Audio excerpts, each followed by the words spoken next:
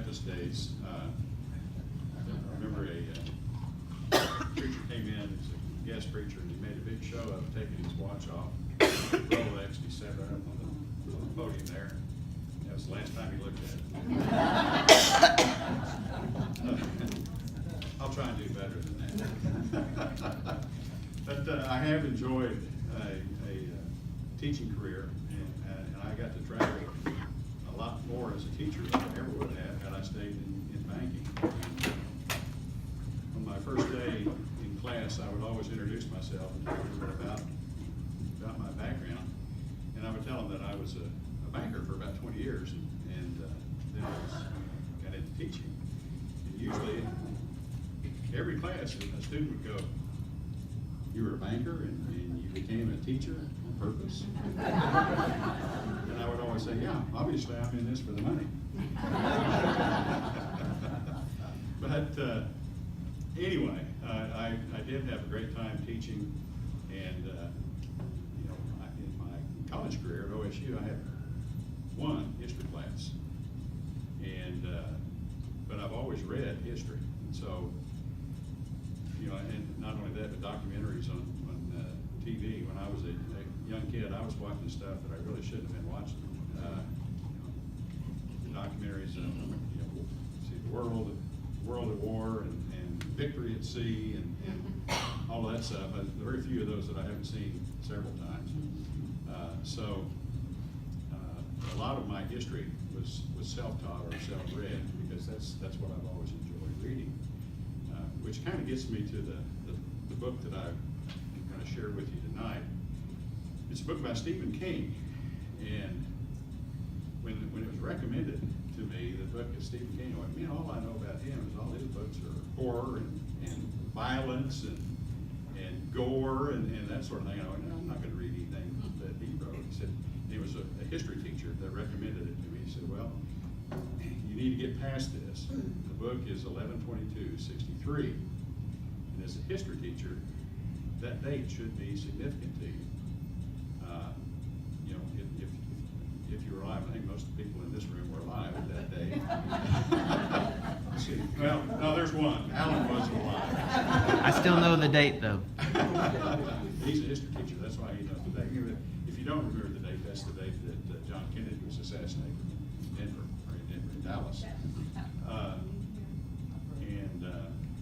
So he told me the name of the book, and I think it's the first book I've ever read that had the title of Numbers. So I was intrigued, and I don't think I'm going to give away too much to tell you that the book deals with travel in time.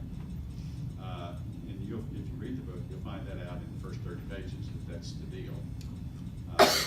It is an interesting experience that I had with the book, because it's the first time I've ever done this with a book, but as I read it and finally got into it, and it didn't take very long, I began to read it as fast as I could, because I wanted to find out what the story was.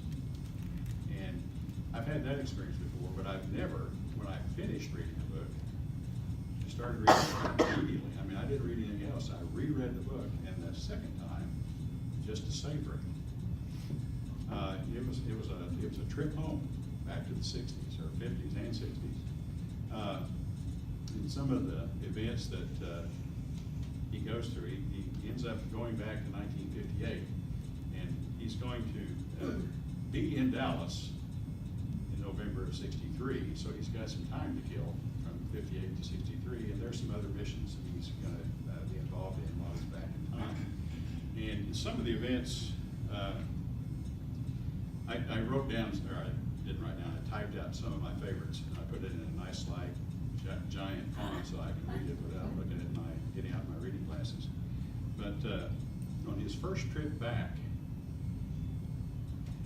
actually, he has a friend that encourages, his friend has found this way to travel in time, and his friend wants him to go back to the date of the assassination. But he has to convince him that it's possible to do this. And so he says, just go back for a few minutes and then come back. He's trying to prove to him that this is going to work. And I'm not gonna give you any details, because I'm gonna try to make this as little as a spoiler type event as possible, but hopefully intrigue you into looking at it. But the guy is a teacher, which was an incentive to me, is that the main character is a teacher, he's an English teacher, although that didn't fit too well for me, but I think Sharon might be more interested in the English aspect of it. But the teacher's name is Jake, and he goes back in 1958 and from 2011. And on his first trip, his friend Al says, "Go on." And as he hears the voice, it's seemingly powered by echoes. And he says, "Look around a little bit and then come back." So this is Jake thinking, "I didn't go anywhere at first, just stood still, wiping my mouth with the palm of my hand. My eyes felt like they were bugging out of their sockets. My scalp and a narrow strip of skin all the way down the middle of my back was crawling. I was scared, almost terrified, but balancing that off and keeping panic at bay for the moment was a steady curiosity." And so he goes into this town, basically the same town where he left from, and he knows he's in the same place that he left, but he's in a different time of where he was, and so he decides to go into a store and get some ice cream or get a treat. So here he is, and there's this. He was thirsty and was asked if he wanted a root beer. "Sounds good." And it did. My throat was dry and my head was hot, and I felt like I was running a fever. 5 or 10? I beg your pardon. 5 or 10 cent beer. He said it the main way, "Beer." "Oh, 10, I guess."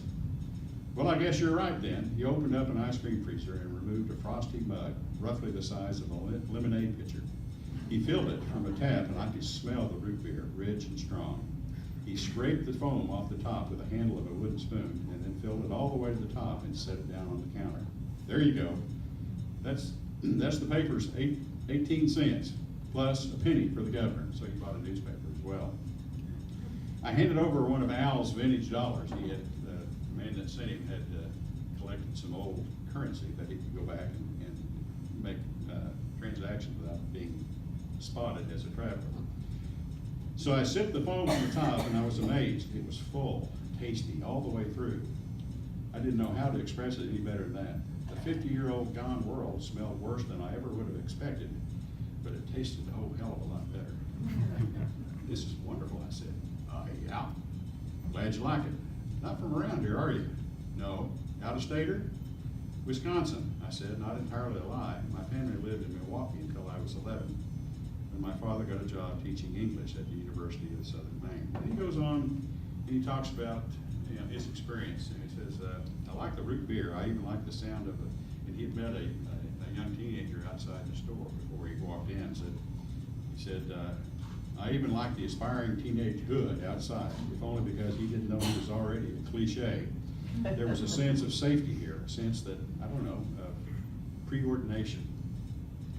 And so, having arrived in 58, he had some time to kill before his time in Dallas that he had set up.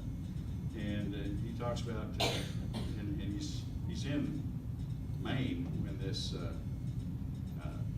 adventure starts.